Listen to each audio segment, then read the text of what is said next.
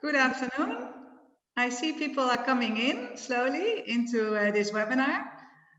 Welcome already. We wait a little bit, 1 or 2 minutes until we've got, we see most participants are in.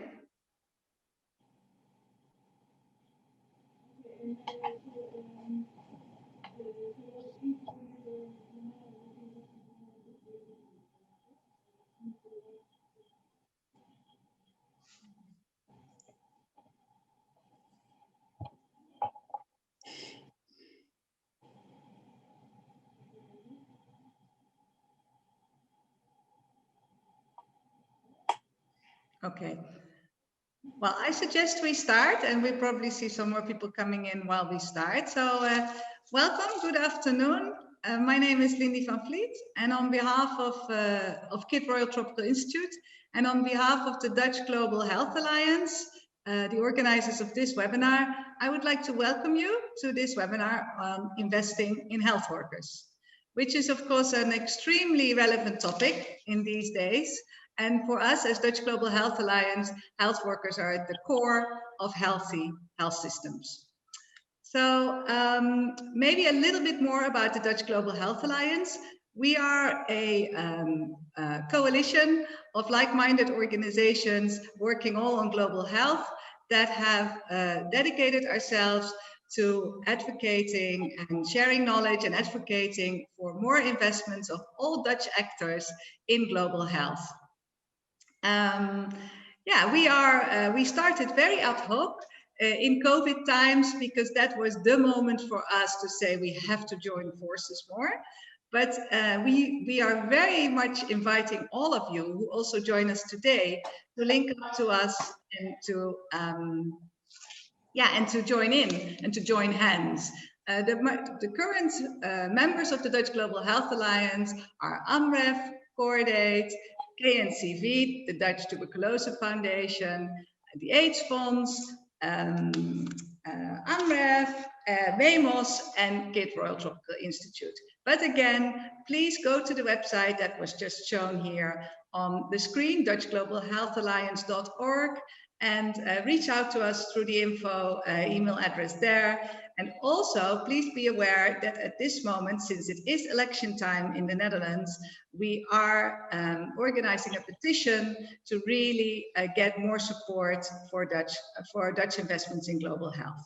So having said that, around active engagement with the Dutch Global Health Alliance, the same accounts for today's webinar. I truly hope that you as participants, all of you, feel really engaged in this webinar, to actively participate. And for that, we have invited an excellent facilitator, Paul Jansen, to ensure that this will happen, next to a number of excellent speakers, of course, but he will introduce the speakers. For me only to introduce shortly Paul. Paul is chair of the steering committee of ShareNet Netherlands. And ShareNet Netherlands is one of the local hubs of the ShareNet International platform working on sexual reproductive health and rights, which is a knowledge platform also for policy and practice change. So in that sense, facilitating the sharing of knowledge, active participation is at the core of who Paul is. So very happy that you are here, Paul, with us. And yeah, I hand the floor to you. Thank you. Thank you, Lindy, for your kind words. I hear an echo. That's okay. No, I don't hear the echo anymore. I'd like to welcome everybody. It's a particular honor to have the panelists today, who I will introduce a little bit later. But it's also very exciting that we have over 100 people who registered for this webinar. And I see that there are still people joining us. You can see the participants in the participants box at the bottom of your screen. So please check out who is there. You can even chat with the people in the participants in the chat box. So if you see people that you know or that you would like to know, by all means reach out to them and do that during the webinar. It's also a wonderful opportunity to network with people. In order to unfortunately, this is a webinar and not a Zoom meeting. So you will only see the heads of the people that are presenting. You won't be seeing the heads of each other, which is always a bit of a pity. And but fortunately, we have another way of finding out who we have in the room, so to speak, today. Michelle, if you could put up the Menti Meter, a wonderful way of finding out who we are and where we are today is to actually use the Menti Meter. What you will see now in your screen is the question in which country you are presently based. If you could go to your smartphone and go to menti.com, the website menti.com, you will actually see the exact same question. It will ask you for a code. And for those of you that can see the code at the top of your screen, it's 5630563. For those of you who have one of our faces in front of that, the code is also given in the chat. The very first chat in the chat box is actually the code. So if everybody could go to their smartphone, type in menti.com and identify which country you are based in. I'll just do it myself as well.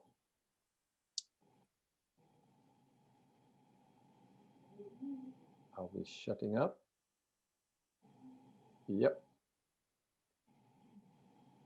5630563.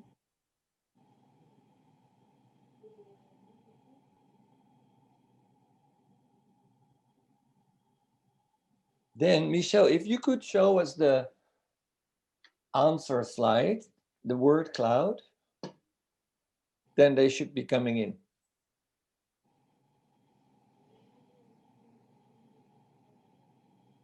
No, that's the next question. There should be an answer for the first question. I hope it will say somewhere for the technological facilitators that they can actually show us where we are based. 29 people will have answered. There you go. So this is the word cloud saying where we are. So interestingly, we're not in that many countries. Most of the people are actually in the Netherlands. There are people in Germany, Sudan, Sweden, and Libya. It would be nice if there would be more countries, but that's it. And then the next question we have to all of you is, because we are talking about health workers, it would be quite interesting to know what kind of jobs you have been holding, and it can be more than one.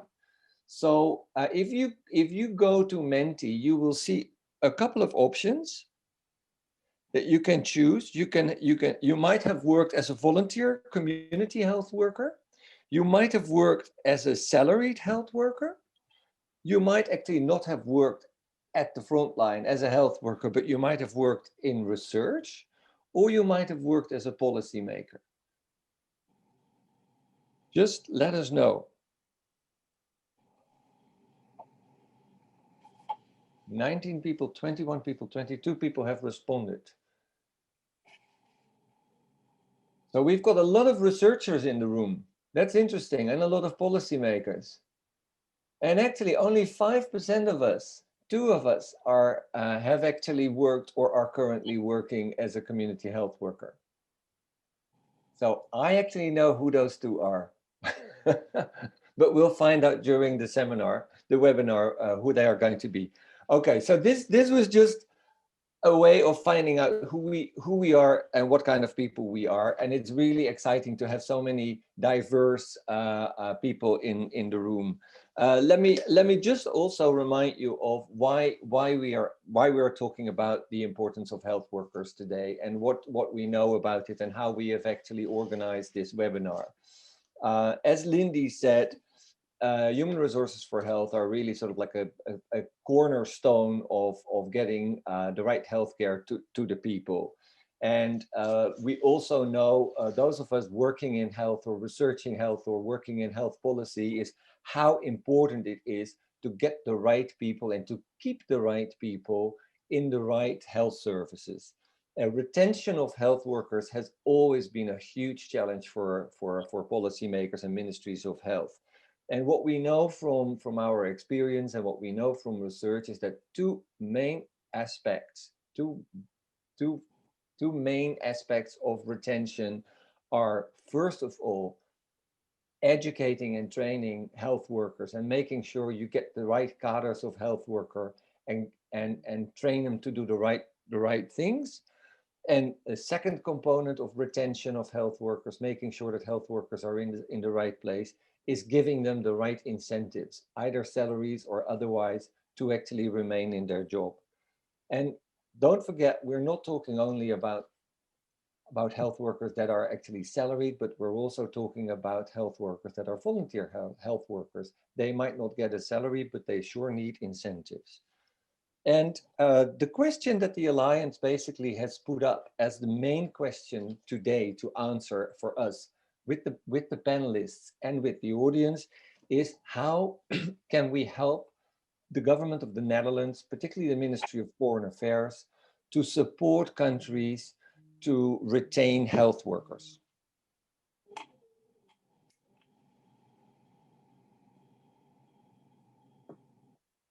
I'm just getting a message here that says, and this is very important, that we are recording the webinar. So those of you that feel uncomfortable about that, be aware that this is being recorded.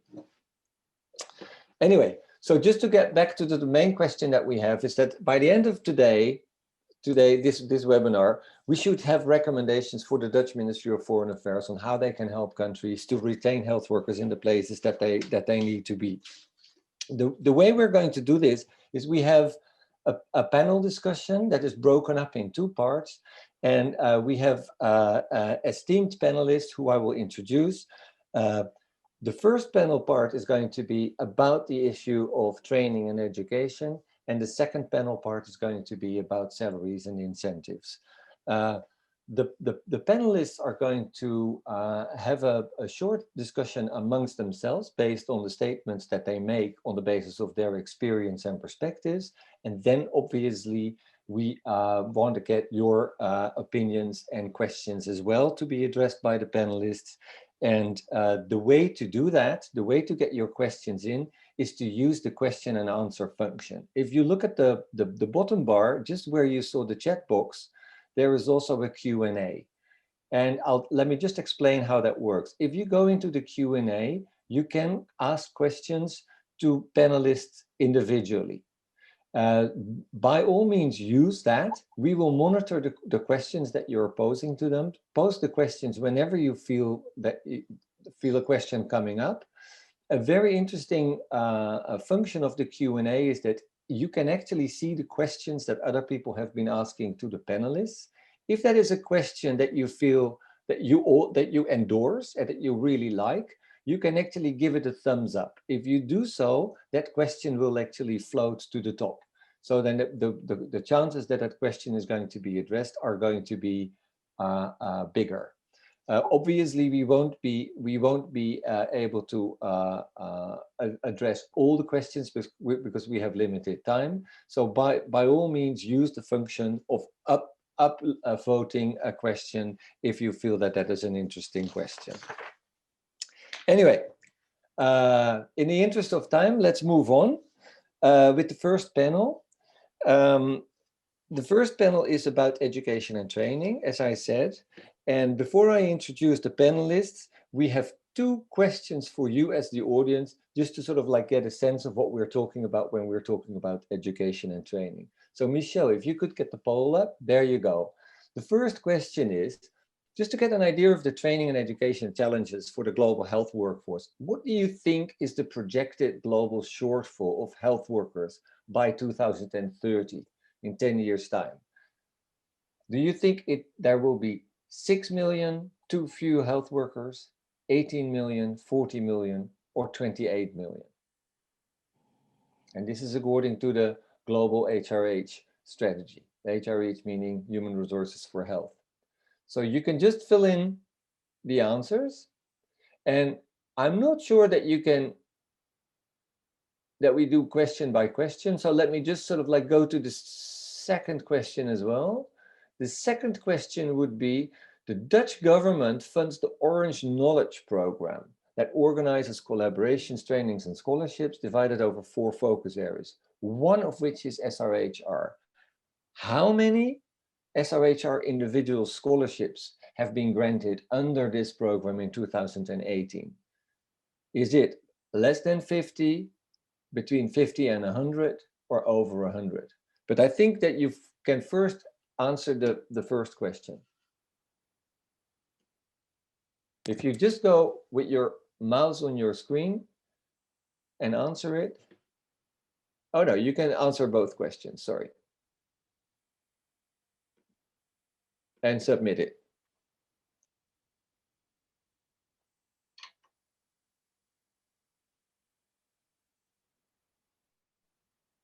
And I hope that we can also see a screen of what answers have been given.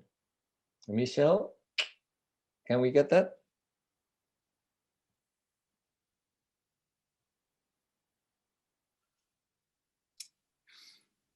Yeah, it's not showing up on your screens right now then. It's not showing up on the screens. Okay. I will make sure to read it out then. It's, yeah, interesting. 6 million, 0%, 18 million, 49% of the vote, 40 million, 29% of the vote, 28 million, 23% of the vote. So most people got it correct. It's 18 million. Excellent. And how about the Orange Knowledge Program? Yeah, under 50, 23% of the vote. Between 50 and 100 is 46% of the vote. Between 100 and 200, 20% of the vote, and above 200, 11% of the vote. Most people, again, got it correct. That's good. So we have a well-informed audience here. That's great. Okay, so now that we've kind of like primed our minds about what we're actually, some aspects of education and training, let me go to the panel. I'd like to introduce the panel. One of the first panelist is Margaret Gilonso from Kenya. Margaret is actually a community health worker, a volunteer health worker. She's working in Kibera, which is the largest informal settlement. She is looking after 100 households. So she is actually the person who is speaking from the perspective of somebody who is a frontline worker. Then we have Dr. Hassam Karim from Libya. Hassam is the director of the Primary Healthcare Institute in Libya. But before doing that, he has been having many different jobs, including being the Director General of Primary Healthcare in the Ministry of Health. But he's also a district level experience in providing primary healthcare. And he is a graduate of KIT in Amsterdam. Then we have Dr. Maisa El-Fadul, who is from Sudan. She is a researcher at the Public Health Institute in Sudan. And the focus of her research is on continuing medical professional development of health workers. And then last but not least, we have in the panel Noortje Verhart. Noortje works at the Royal Dutch Embassy in Mali. She's the health expert at the embassy. And before she joined the embassy in Mali, she was working at KIT Amsterdam. So this is a very brief introduction of the panelists. And I would like to ask Margaret to maybe start with your statement about education of health workers. The floor is yours, Margaret. Good afternoon, everybody. My name is Margaret Gilonso, a community health worker from Kenya. I've been a community health worker over 20 years now, based in the biggest slum in Africa. I was trained on community strategy by Amref in collaboration with the Minister of Health. And then we allocated households. In order to become a community health worker, you have to be chosen by the community because you should be a role model. And before we proceed, I should say that nobody understands the community very well more than the community health workers. And also we have that bonding with the community. So after the training, we allocated 100 households. whereby we start with documenting, taking the data of all the people who are there, then we document using the tools we are given by the Minister of Health. Then in every month, we give out our reports to our supervisors who are called the chiefs. Then we act as the link between the community and the facility. In the community, we do several things. We address things to do with prevention, like now you know there is issue of COVID-19. We're in the front line talking about prevention and everything. Okay, after that, we do defaulter tracing. We identify who have defaulted their appointments and we refer them to the clinic. We also do referrals. We also mobilize the community when there are events like immunization, vaccination, and all such kind of things. After 3 months, we have to hold a dialogue day where we involve all the stakeholders in the community, where it includes Amref, the Minister of Health, the community, the local leaders, and all the stakeholders who are in that community. So to start with, before CHVs, the intervention of CHVs, in Kibera, it was worse. There was a lot of mortality death for both mothers and the children, because you find that the women used to give birth at traditional birth attendants, which are not trained. And they end up getting infections like HIV and death. Even the children were not getting the recommended immunization by the Minister of Health. We thank Amref because even they have been training us through online using mobile phones. It has really helped us, especially this time of COVID-19, because they have really empowered us with the knowledge concerning COVID-19. Then after that, we go back to the community and we empower the community. But what I can say, we are not volunteers. We are really working. We should not be called volunteers. Even though the government is not recognizing us, we are really working. I don't like being called a volunteer because we are workers. Community health workers are workers. So we are doing so much in the community such that even nobody can reach whichever level we have reached in the community in making these people empowered. You'll find that we have so many challenges as community health workers in that community, starting with we are not paid anything by the government. Margaret, you're going into the payment. Let's keep your payment observations for the next panel. Okay, just focus okay. on education. Just if you round off your observation about education. Okay, so when we do all these things, we have to be trained. Then there is that continuous training, mostly from Amref.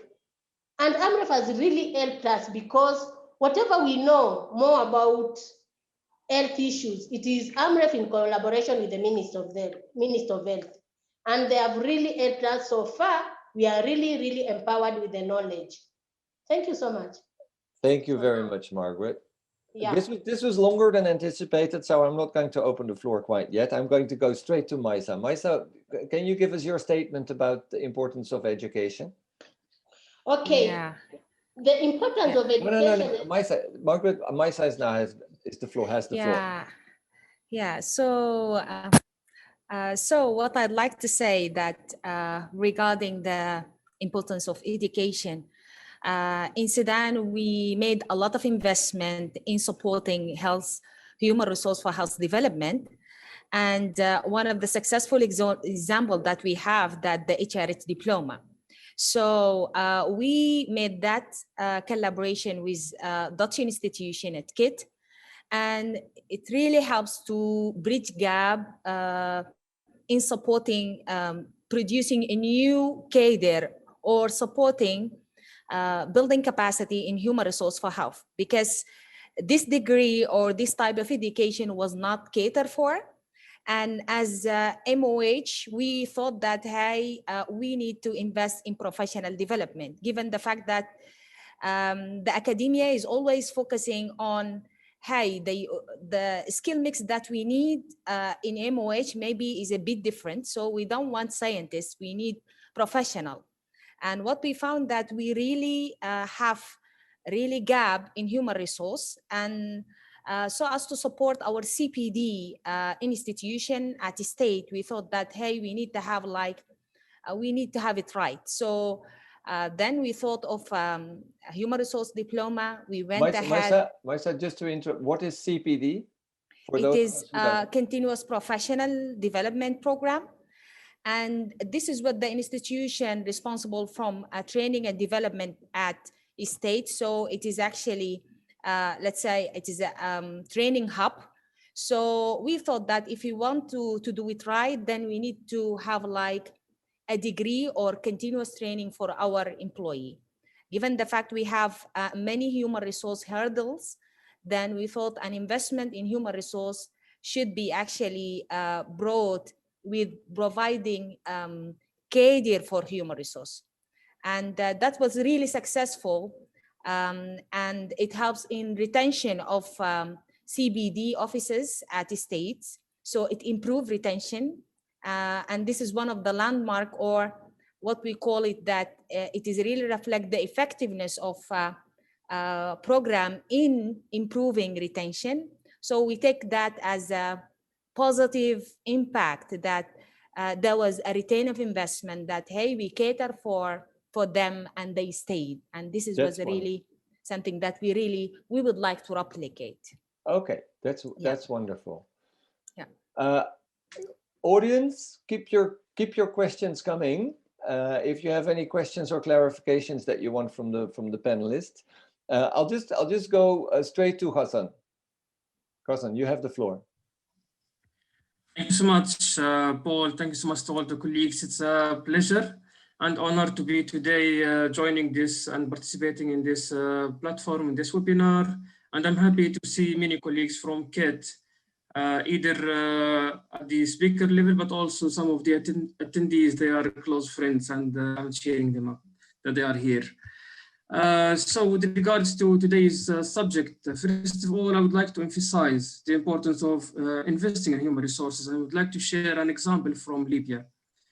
So, during the current COVID pandemic, the country has invested a lot in infrastructure, equipment, and supplies to develop isolation centers. But unfortunately, they didn't really invest as much in human resources. And the result was that now we have all over the country 95 fully equipped isolation centers, but only 25 of them, they are fully functional, and only 30 of them, they are partially functional. And still we have 40 fully equipped, but non-functional isolation centers because of the shortage of the well-trained, qualified human resources. And this takes me to the training and education part. And I will share some positive, but also some negative points that we can learn from today. I will talk in general. It's not limited to the Dutch government, but this is general lessons. And at the end, we will discuss something more special to the Dutch government. So first of all, the negative points is that many donor-funded projects, they focused only on short-term training, not long-term interventions, which was now raised up by my colleague Maisa when she was talking about diplomas and other long-term trainings.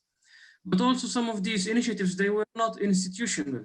So some of them, they were implemented by national or international NGOs, but the institutions in the country who are responsible for training, they were not included, which makes the training non-sustainable. And it doesn't contribute to the institutional capacity of the country. But also, Paul and all colleagues, there was some positive lessons learned. For instance, the focus on leadership and public health and health system courses, this was really important, and it created champions on the ground who led the improvement of health services. And also another example is the investment in the undergraduate training, not only the postgraduate and on-job training. The undergraduate training is very important. And when many donors, they invested in developing the curricula of medical schools and nursing schools, that contributed positively to many specialties, which is very important, specialties that were overlooked in the previous time, like the general practice, family medicine, family nursing, midwifery. They made it more attractive, and it's really important for the labor market in health.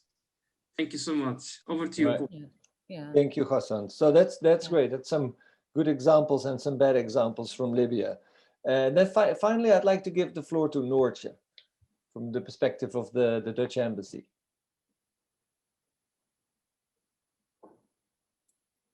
Noortje, I think you're muted. You have to unmute yourself.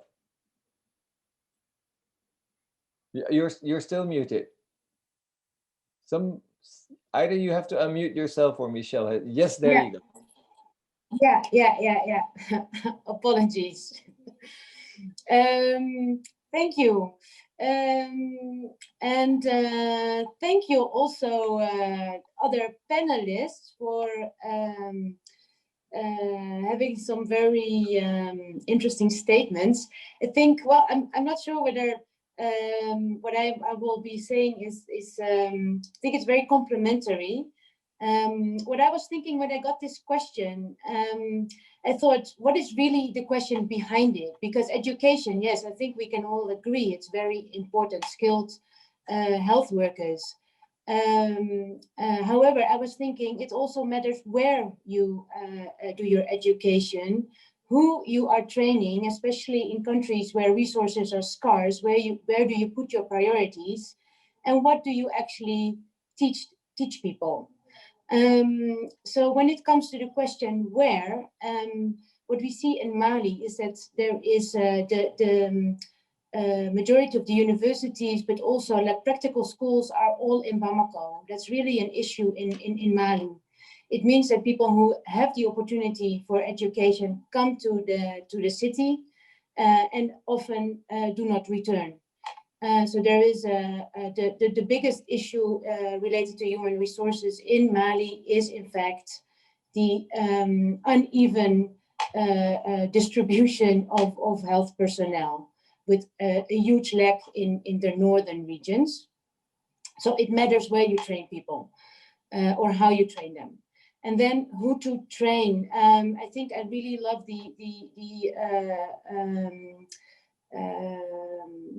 the statements Margaret has made, because I think investing in community health workers, they're not volunteers. They need also be rewarded for what they do. And that would be a priority, I would say, to put investments in to make sure that they are well trained, and what I will later get to, also remunerated. And then the third one, the last one, about what you train. The Dutch government really put priority on sexual and reproductive health and rights. And that is either not in a curriculum or it's not really dealt with in a good way. And according to us, it's very essential to have that as part of the training. And I think, as Hassan already said, is that it's very important to link the curriculum to the labor market, which is unfortunately not always the case either. Thank you. Thank you, Noortje. First of all, I'd like to see if one of the panelists wants to reflect on something that the others have said. Just raise your hand if you want to. Maisa, you first. Yeah, actually, I really appreciate what Margaret brought and Kassam, that we really face challenges with regard to education. The focus and the priority cadre were not yet identified. For instance, as Margaret nicely said, that community health workers has a key role in improving health of the community. With regard to COVID, we face also the same difficulty. Yet I think what I'd like to emphasize here, that is all about how we can actually conceptualize what is needed in terms of human resource education. So given the fact that we all see that, hey, this cadre is important, and policymaker, they see other cadre might be actually also important. So the way we conceptualize or plan the education, whether it's short training or long-term training, need to be, let's say, thought about in a way that it can be actually realistic and sustainable. So from the say that the Dutch embassy, that they're reflecting that the most important area is sexual and reproductive health in Sudan. Yes, sexual and reproductive health is important. However, when it comes to Sudan, we have other areas that we think it is important. So having that, let's say, having said that, that we need to be responsive to the country need. And taking example, the context that we have emergency context that we are really, let's say, being concerned about post-COVID, we need actually to look at how we can, let's say, end up agreeing on one area and taking that forward in planning and monitoring. So we all agree that education is important. We really want to invest in education. It's all about how we can do it right. Okay. So the most important that we would like to do it right, and we read the policymaker need tangible, let's say, impact. So yes, we give that money, or the donor also, they need tangible impact that we give money and we want to see the results. Okay. So taking that perspective, making it as a win-win will be actually great and help actually, let's say, advocating for education. Thank you, Maisa. I mean, I just like to put a question on the floor for maybe Hassan. The question from Aysel Raminli. Thank you for the interesting reflections from your countries. Do you think that these reflections on educational priorities actually would be different for different cadres of health workers? What do you think, Hassan? Well, thank you, Paul, and thank you so much, Aysel, and it's nice to see you again after we met in KIT before in a previous course. Of course, this is important. Different cadre, they need different training and education, and here we need to talk about training needs and the analysis of the performance as well at any facility. So you need to go through the systemic capacity building framework, and it will be really important for designing any training plan, because there is a structural capacity, there is a system capacity that you need to analyze, there is a rule capacity, there is the workload capacity of each of those workers, and also there's the personal capacity in addition to the performance capacity. So it's not only a training needs, you need to make sure that the system is ready for those who are trained to work. You need to make sure that they do have the tools. You need to make sure that they do have the support of supervision. And you need to make sure that you develop a training plan according to their training need, to their training needs and their performance needs. And that's why, of course, every individual and team, they have different training needs, and you need to develop a different plan. Thank you so much for the question. All right. So you're saying that the needs will be different for the different cadres, but the systems and the methodologies would be similar. Only the content would be different. And then finally, because we are unfortunately running out of time for this panel, I'd like to sort of have Margaret reflect on the question that has been coming in about the fact that given that most of the social workers and community health workers are women, what do you think that does that make a difference in the kind of training needs? Margaret, you have to unmute yourself. Yeah, you're there. Can you hear me? Yes, we can hear you. Go ahead. Okay, keep it short, Margaret. Thank you so much. Yeah, I think the question is about the women to be trained more than the men. Or what is the question? Whether the training that you described, how the training that you got from Amref made use of mobile technology, and that really helped you sort of do the training from home. It made it much more flexible. Do you think that this is something that is specifically useful for women, as most of the community health workers are women? Or do you think that really sort of gender doesn't make a big difference when it comes to either training needs or training methodologies? Okay, as for me, what I can say, because Amref doesn't discriminate, we are trained all of us at the same time. So I think it is important for all of us. It doesn't matter whether you are a female or a male.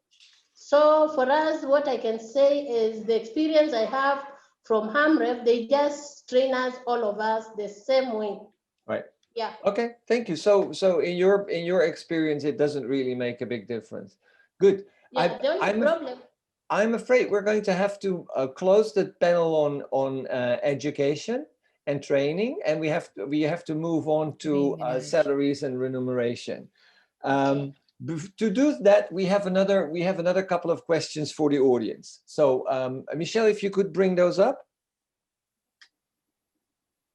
And in the meantime, let me thank the audience for sending in the questions. They have been noted and they will be answered. So the question about remuneration is, what do you think are the main factors to community health workers remaining motivated and continuing in their jobs? Would it be the monetary remuneration, salaries and financial incentives? Would it be social incentives, respect, trust and recognition? Would it be professional incentives like personal growth, learning and career advancements? Or do you think it's all of the above? And the second question is a little bit complicated, like which of these are not recommended by the WHO when it comes to community health worker remuneration?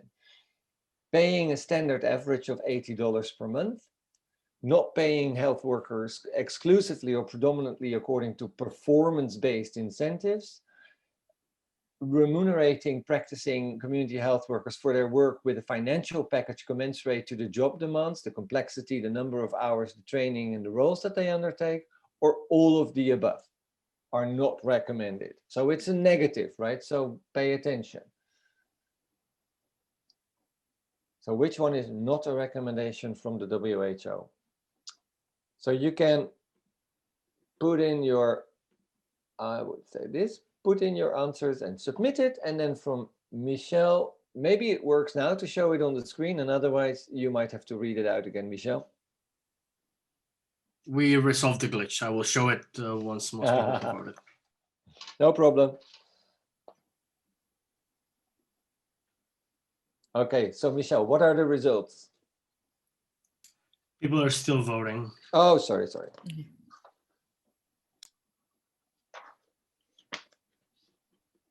Okay, audience, your time is up. Oh, there you go. We see it on the screen.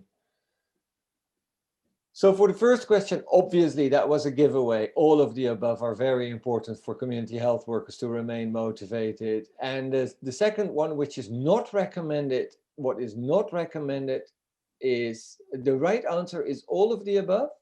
No, it's $80 US. I was going to say. So most of the people, not most of the 38 of the people got it right. Just giving a standard average salary of $80 per month is not recommended. And we'll probably hear from the panelists why that would be a bad idea.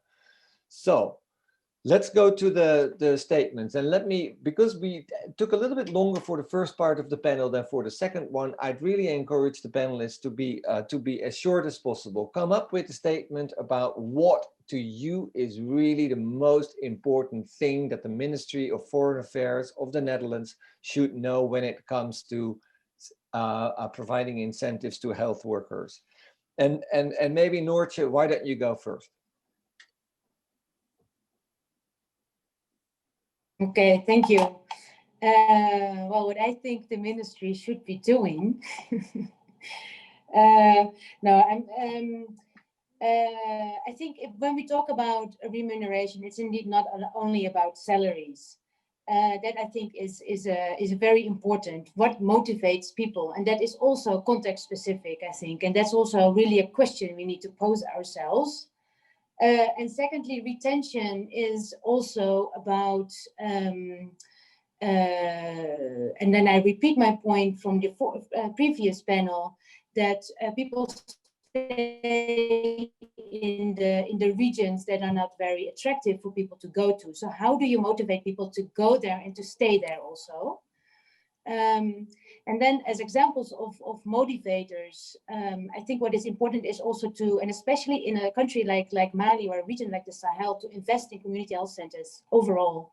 Because if you have an education as a health staff, and you have a salary that is okay, but you work in a community health center where there is nothing, no water, no equipment, then the motivation is far away, I think. What is also very much an issue here is autonomy at really the operational level.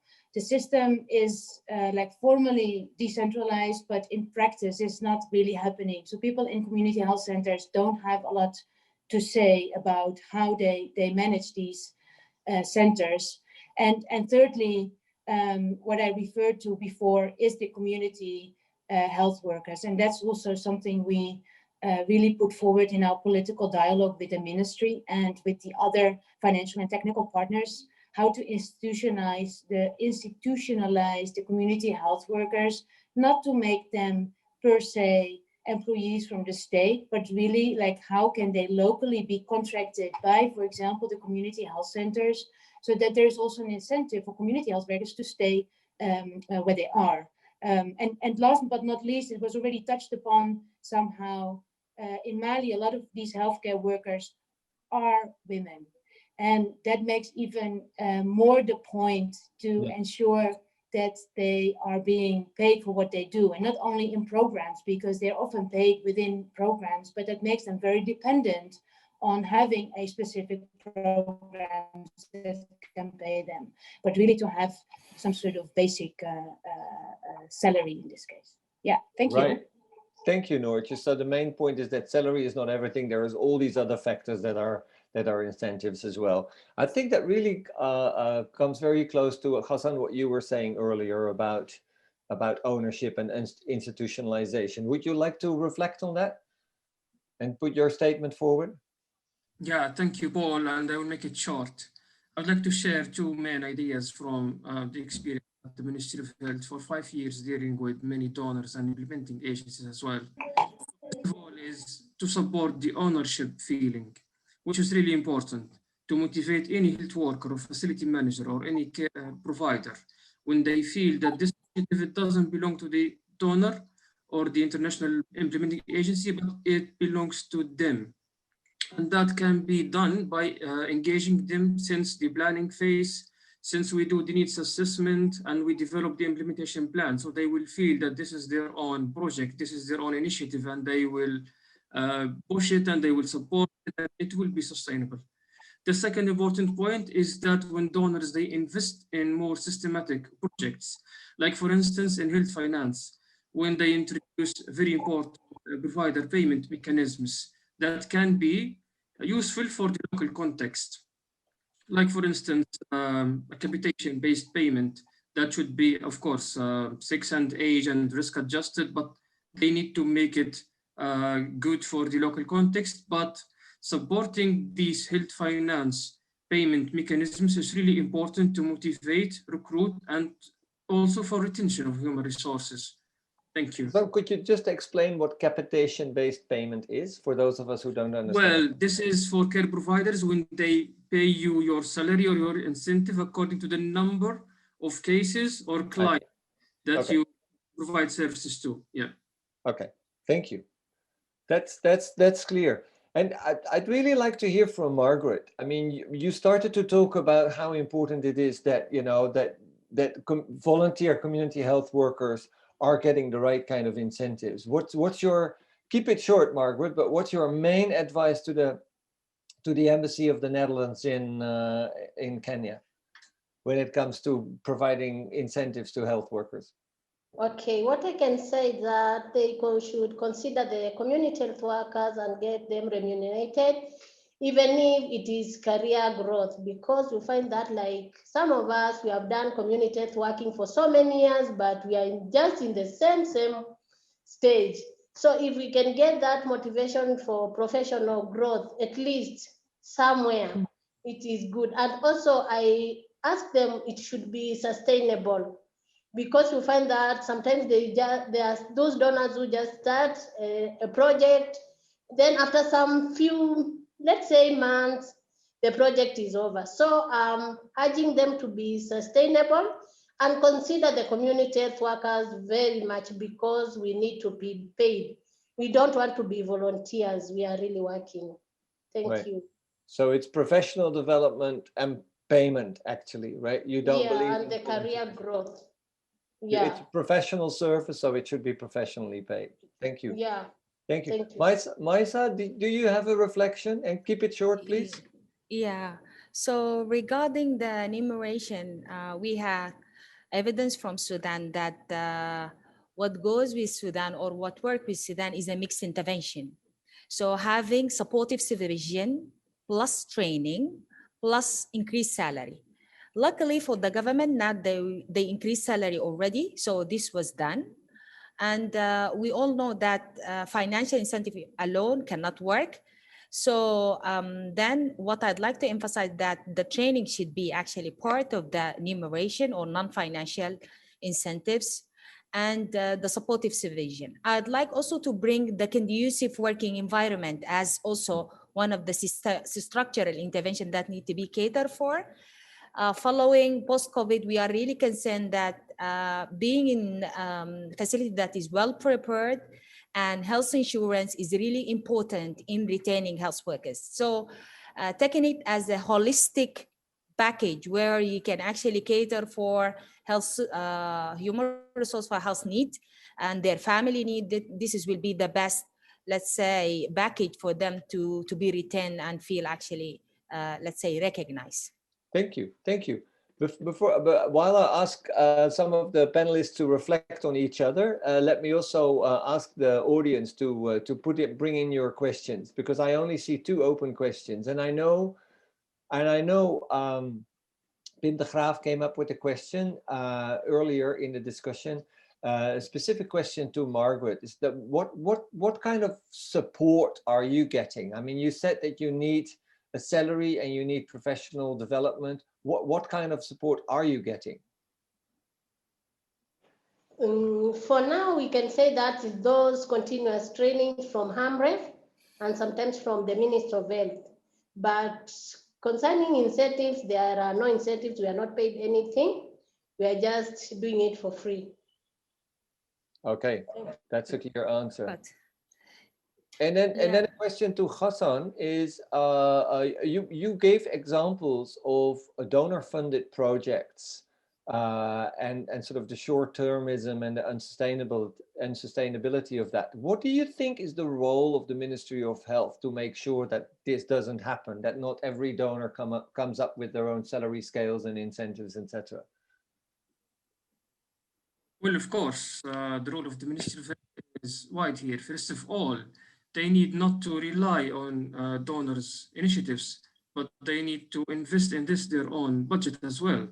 But also they need to be a real partner. So when we talk about building a partnership among countries with donors, then you need to invest as much as you ask the donor to invest.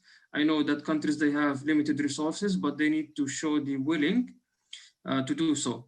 And then also, it will be really important to follow a systematic and institutional approach, as I said, because, for instance, what was mentioned by my colleague Margaret about the continuous professional development, that needs institutional capacity, that needs a clearer plan, that needs that you need to support this especially community health worker at both the education market, but also at the health sector and the labor market. And here is the role of the government. Because they have, and the Ministry of Health, because they can connect these projects with other stakeholders, let's say Ministry of Education, local community and others. And this is how it will become really a partnership, not only relying on international donor or international projects.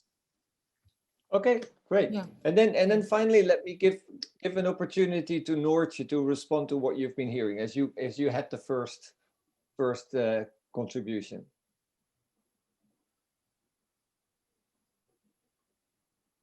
I think I'm unmuted now, right? Yeah. Yes, you are. Yeah, I think it's very nice to hear some good examples. What we are working on in Mali is a results-based finance program, where we actually work with really community-level health centers and to reward them on the basis of results. So that actually means that you can create a package of incentives, not only salaries, but also ways of investing back in the community, in the community health center, and to also have more ownership of the people who work in these community health centers to define themselves what they do with the money that they actually receive. What we hope is that this will also be institutionalized as as a model by the Malinese government, who are already piloting or have been piloting also this model. So this is a way in Mali where there is really right now, especially in the north, a lack of use of the services also, where we hope that this will be a successful model. Great, great. Okay, as we don't have any questions open from the audience, I'd like to move to the next phase, and that is really to sort of like we've been talking about education and training, and we've been talking about incentives and salaries and how important that is to actually sort of retain health workers in the jobs and help them to provide a quality health service. So I would actually like to hear from each of you panelists, what would be your key recommendation to the Ministry of Foreign Affairs of the Netherlands? And I'd like to start again with Margaret. I mean, if you would have one thing to say, if you would have one thing to say to the minister, what would you say? Thank you so much. What I can really say is that we thank Amref for what they are doing for us, but for the minister, please, we are asking for that sustainability. And if you can support us, community health workers, we'll really appreciate, and it will really motivate us to work more in the community, and also it will improve our performances. But before I finish, I could also talk about our government. They should recognize us community health workers and payers as community health workers. Yeah. Right. But for the foreign affairs, I really request just you recognize us also and pay us and give us support. Yeah. Right, but okay, that would be one of the things that the Dutch embassy could do in their dialogue with the government of Kenya, right? To sort of make sure that community health workers are recognized as cadre of staff and that they get proper remuneration. So that's a wonderful recommendation. Thank you, Margaret. Yeah, okay. Thank how you. about Hassan? Hassan, what would be your recommendation to the minister? Well, very quick 3 points. First of all, I know that they support the ownerships at the national level, but please emphasize this, to support more and talk more about the national ownership and think about it. Number 2, I know that they invest in scholarships with regards to a Masters of Public Health and other kinds of scholarships that includes human resources for health. But please do more in this field. It's really important to invest on such scholarships that we can build leaders who knows about human resources for health. And number 3, the investment in studies and research related to human resources for health, because there is, yes, of course, global issues, but there is local context-related issues that we can only know about when we have the evidence, and that will come after we invest in research. Thank you. That's interesting that you should say that research is maybe one of the more effective strategies to actually get health workers to do a good job and to remain in their jobs. Wonderful, and I hear your point about national ownership. That shouldn't be donor driven. It should really be sort of and it links with the institutionalization that you've been talking about. Maisa, what is your recommendation to the Minister of Foreign Affairs of the Netherlands? I will also reinforce on Kassam points that we should look at, should be very responsive to country need. So the area that been, let's say, identified need to be actually respond to the country needs. So putting sexual reproductive health, this should be actually endorsed by the, let's say, the country themselves, and they define which masters they need. So they should be like some dialogue between the country and the Dutch embassy. The second thing that I'd like to enforce the idea of institutional capacity. So going to support like institute like Ministry of Higher Education, Ministry of Health, so as to build their capacity to identify their own need. And they can actually, can support the sustainability of this program, because one of the areas that we find difficulty that after we receive the fund, we implement the program in Sudan, we find that we couldn't do it for the second round.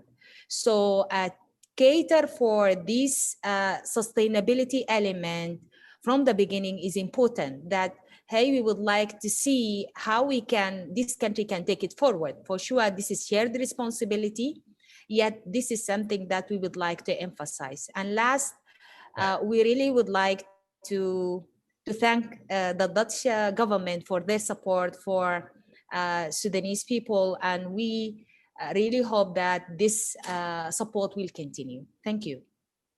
Thank you. So we're hearing a loud and clear message from the colleagues that the Dutch Development Corporation would be best if it responds to national priorities, if it's at a higher level, if it really deals with sort of research and institutionalization, and takes a long-term perspective. And Noortje, without wanting to put you in a difficult position, you are representing the Ministry of Foreign Affairs, but I know that you're not the main decision maker. So I'm sure that you would have some recommendations to your boss, the minister, as well. What do you make of this? And you have to unmute yourself. Yeah. Yeah, thank you. I think these are very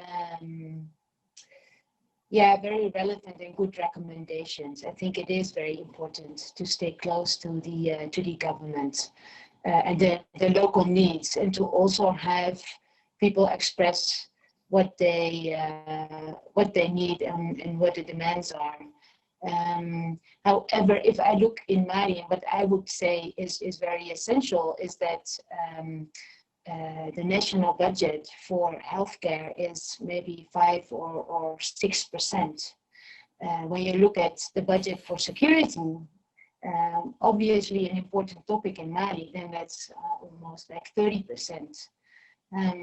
So if you want to create commitment also from the people, and especially in areas where there is a conflict and where the state is absent, it's very important to invest in healthcare. And when you invest in healthcare, it's very much the people, the human resources. So it's both ways. It's a message that we try to communicate here, to say like security is important, but please also invest in the health of your people.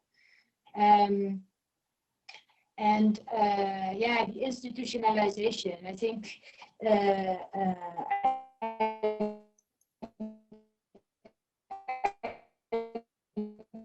couldn't agree more. Doing things that are sustainable.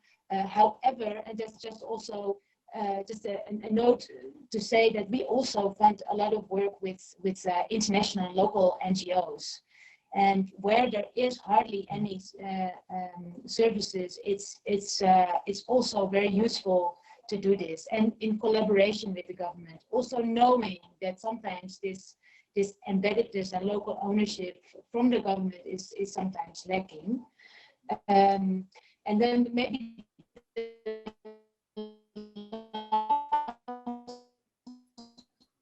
I'm afraid we're losing. Also around the corona response.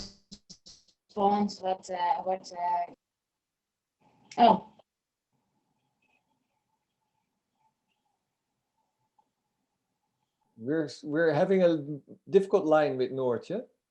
Right? Okay. Is that correct, or is it just me? Yeah. Am I back? Yeah. Yeah, you're back. Okay. Maybe you have to put your screen off, Noortje, then that will help the sound. Yeah, that's better, I think. Yeah. And I want to actually emphasize also Hassan's point about the COVID response and how much that has been focused on equipment. And I must then also admit, from donors as well as government. And I think that's a very relevant point to actually make sure that the COVID pandemic is also an opportunity for all of us, where we actually make again the case to invest in human resources for health, and not to only buy tests and gels and mouth masks, which is also very important, but also to make again the case for human resources. That's Thank a you. beautiful, that's a beautiful final statement, Noortje, how, because this is how actually we started the discussion as well, recognizing that the COVID epidemic actually made us all realize how crucially important health workers are. And I would really like to thank the panelists. I apologize on behalf of Ghassan. He had to leave at 2 o'clock sharp, his time. So he had to excuse himself, but I would also, moving to the next agenda item, I'd also like to hear from the audience what, after having listened to these wise observations, what their recommendation would be to the Minister of Health, of Foreign Affairs in the Netherlands. So, Michelle, if you could put up the next Menti Meter, then the question, if you're logging in again, and mind you, you will have a new code that you should be using. What is your single most recommendation to the Ministry of Foreign Affairs to improve health worker retention in the countries that we're aiming to support? So please go to your mobile phones, and we will also put the code again in the chat for those of you who cannot see the code.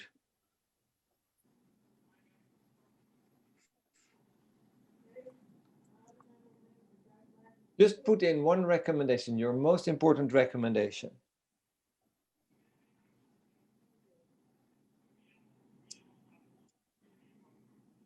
And I'm doing it myself as well.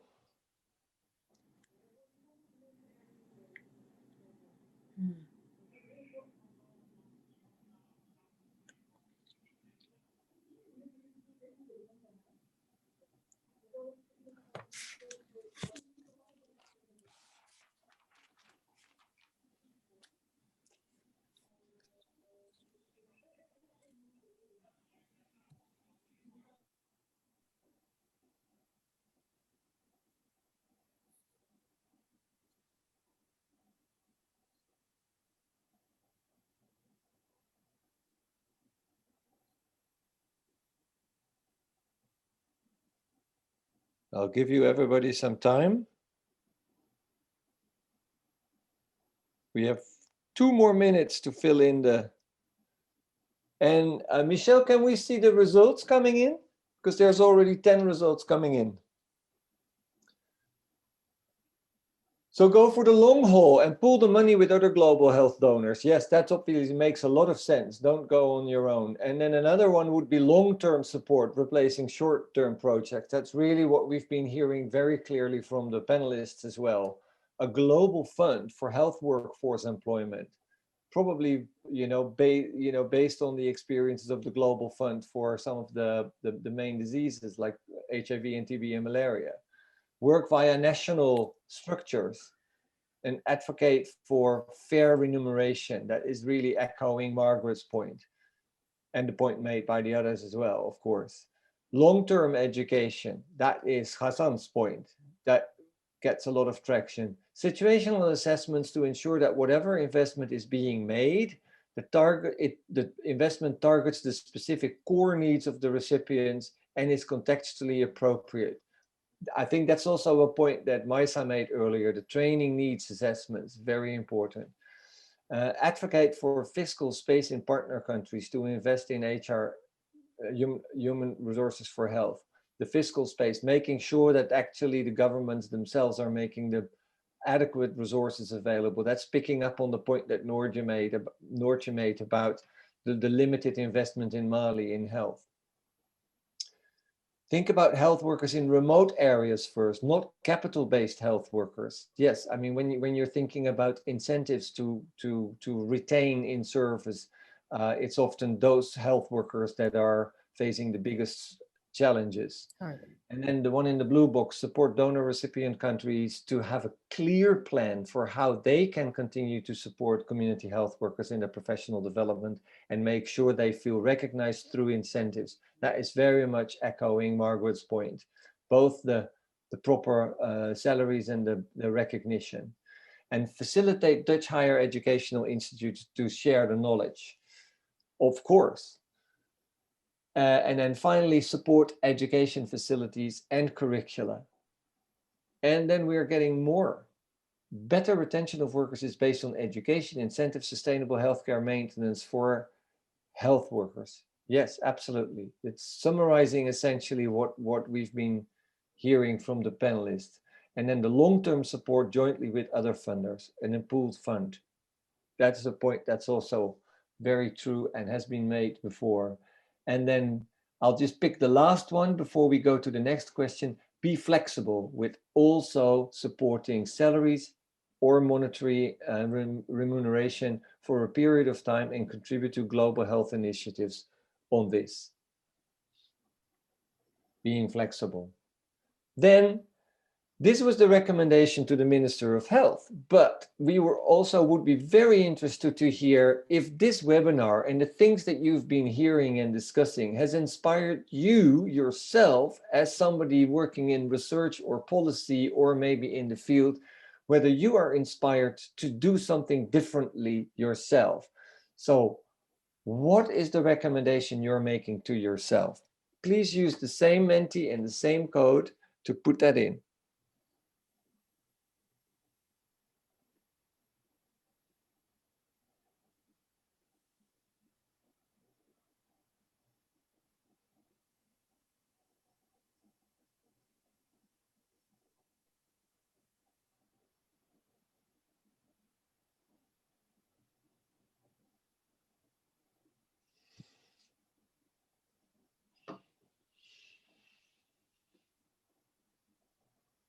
Okay, I see that there is one response. Let's wait until there's a couple more and then we will open the page.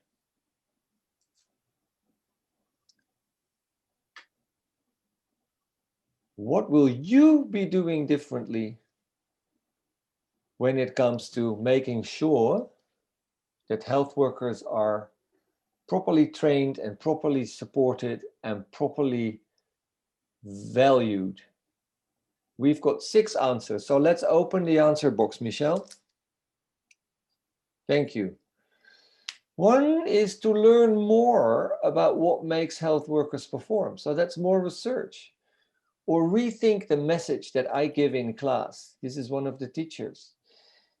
Advocacy for increasing fiscal space and pooled funds for HRH support. So advocating, I mean, that would be probably a somebody working in policy. Then the next one, again, advocate for health worker investment in health workers, I would imagine. And come up with an alternative sustainable schemes for health worker training to be less dependent on donor programs. Yeah, that is really reflecting what we've been hearing. To strive to make meaningful impact in my local public health space before thinking global. Yeah, that's always good. Act local, think global. Yes, listen again better to your end users and a bit less to your client, your end users, and a little bit less to your client. Yeah, I'm sure where this is coming from, but that's a very important one, obviously. Whether this comes from a policymaker or a researcher or a health worker. Advocate for health worker priorities and investment. Explore possibilities to join forces in the Netherlands for supporting global healthcare education. Yeah, that would be a great one. I bet this comes from somebody in one of the educational institutions. To think a broad look from different perspective systems, institutions, and people, stroke health workers. Think broad and look at different perspectives. Good. Well, I think that when it comes to different perspectives, we have been hearing very different perspectives from the panelists. I'm really, really happy, Margaret, that we got your perspective from the field. Maisa, that we got your perspective as a researcher. Noortje, that we got your perspective as representing the Dutch government. And Hassan, who has left, to get his perspective as a policymaker in the ministry and in the Public Health Institute. And after having thanked the panelists, I'll give the floor to Lindy to thank all the others. Lindy, your floor. Thank you, Paul, and thank you so much for your great facilitation of this webinar. Totally what we had expected of this, and thank you so much. And all panelists, thank you so much for your clear calls and inputs in this webinar. And then finally, all participants, thank you for joining us today. And please, in light of recommendations to ourselves, I also made a recommendation to ourselves as Coach Global Health Alliance to more actively even reach out on this subject. So please join us, reach out to any of us to maybe follow up on some of the recommendations that were just made. Okay, thank you so much and have a lovely day. Thank you. Thank you. Thank you. Okay, bye. Thank you very much.